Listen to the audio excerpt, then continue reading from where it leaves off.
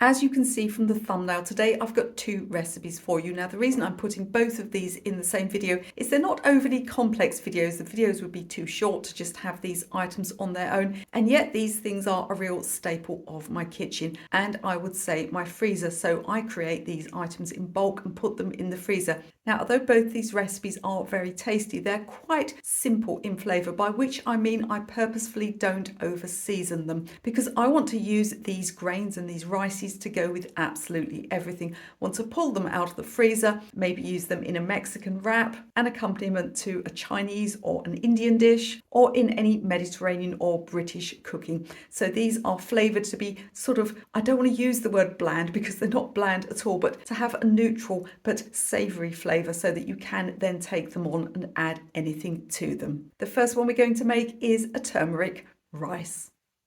So just be aware that the pictures you see of me cooking, I may be making a larger quantity than the ones that I'm telling you about. I'll give you various options when I write the recipe in the video description. So we're going to start out with a cup of Basmati rice, and I'll tell you how to cook it by the absorption method.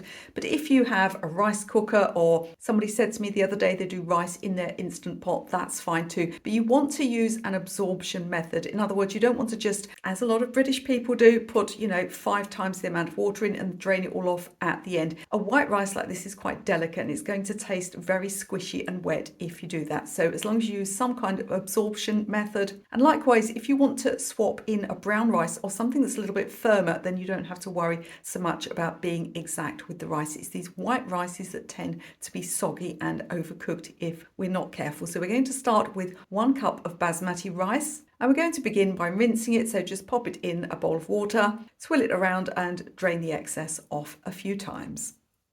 Next up, we're going to take about a teaspoon of oil and just lightly fry the rice, so just for a minute or two until the grains are coated before we add any water. So rather than water, we're going to use a vegetable stock. You can make your own, but I do tend to use a stock cube. You want to use a good quality one, not one that's really cheap and just full of salt and not much else. And we're going to add some stock to our rice. So you want to add, for 1 cup of rice, you want to add between 1.5 and 2 cups of water. You'll find that the more you do this with your own cooking method, the more you'll understand how it works. And in order to use the absorption method, we're going to cook it part of the way through, and then we'll allow the steam to do the rest. Before we set it off cooking, we're going to add 2 more things. We're going to add 1/4 teaspoon of turmeric. That's ground turmeric. No doubt you could use some fresh turmeric root as well if you wanted to. And we're going to add 1/4 teaspoon of salt. So once your rice is about 3/4 of the way cooked, so for my 10-minute rice, I'm going to cook it for 7 minutes. What you're going to do then is seal the pan. So if you've got any vent in your lid or something like that, seal that in. I just put a cloth over mine. Keep it on the heat, but turn the heat off, and you're going to allow the steam to do the rest of the cooking. At the end of that, you're going to try the rice. Now, don't panic if it's not cooked. You can just add a little more water, turn up the heat, get a little bit more steam going on and turn it off again. Or if you still have some water left, you can always remove the lid and allow the steam to come out like that. Your rice should be firm and fluffy and not overcooked.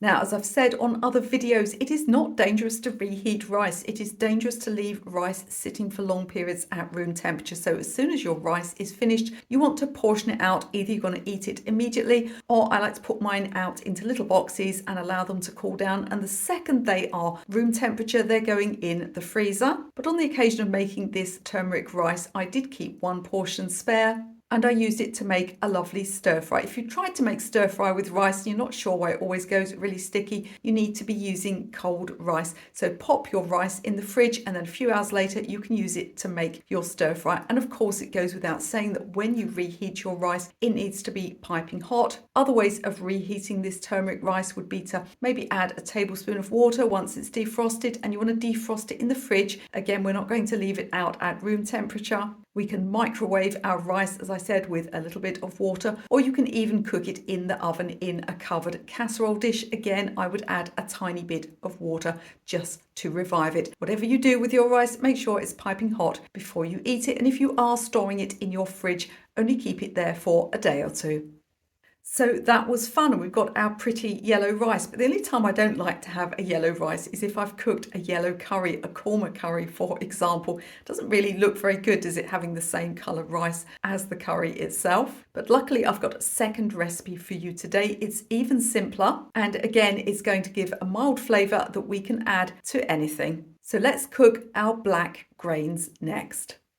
So let's start with our ingredients for black grains. You'll notice they're not all black, but a really fun thing happens with this recipe is that they all take on the colour of the darker ingredients. They're not technically black, they're very dark brown, but they do look really, really interesting. Got something like a dinner party going on. This is fantastic because it looks so exotic and special, and yet it's the easiest thing in the world to make and reheat later on. We're going to start with 1/3 cup each of pearl barley, 1/3 a cup of black or wild rice of some kind, and 1/3 cup of brown lentils. Now let me explain a few things about these ingredients. So this recipe really does need brown lentils, and here in the UK I find it quite hard actually to get them in the local supermarket. You don't want to be using anything like split peas for this, they'll just fall apart, and although you could use green lentils, you're not going to get that nice dark colour. So you want the brown lentils, they're easily available online. I have other things I make with them too. I'll share those recipes later here on this YouTube channel. So we've got our pearl barley, we've got our brown lentils, and then we've got our rice. You can use any kind of black or wild rice, and you want to have a look at the cooking time. So for the pearl barley and the brown lentils, you're going to need about 30-35 minutes cooking time. But for the rice, it does vary. Now, my rice takes about 30 minutes, so that's going to be fine. They can all cook for the same amount of time. But if, for example, you had a rice that only took 20 minutes, then you just cook the other ingredients for 10 minutes first and then add your wild rice in. All of these ingredients will take a little bit of overcooking. Pearl barley you can leave in for hours,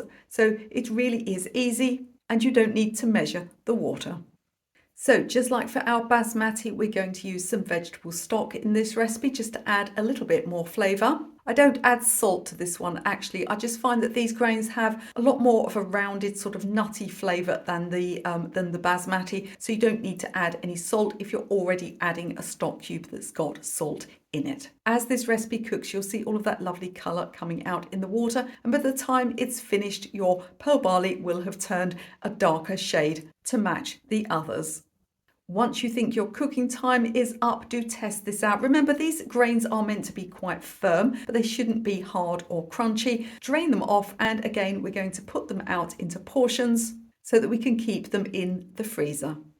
So what did I do with my black grains? Well, again, I kept a portion out and I made my vegetable korma. I'll share my korma sauce recipe on this channel at a later date, so don't forget to subscribe. And if you're watching this video a long time after it's come out, I'll link the recipe in the video description, or you should find it in the plant-based cooking playlist.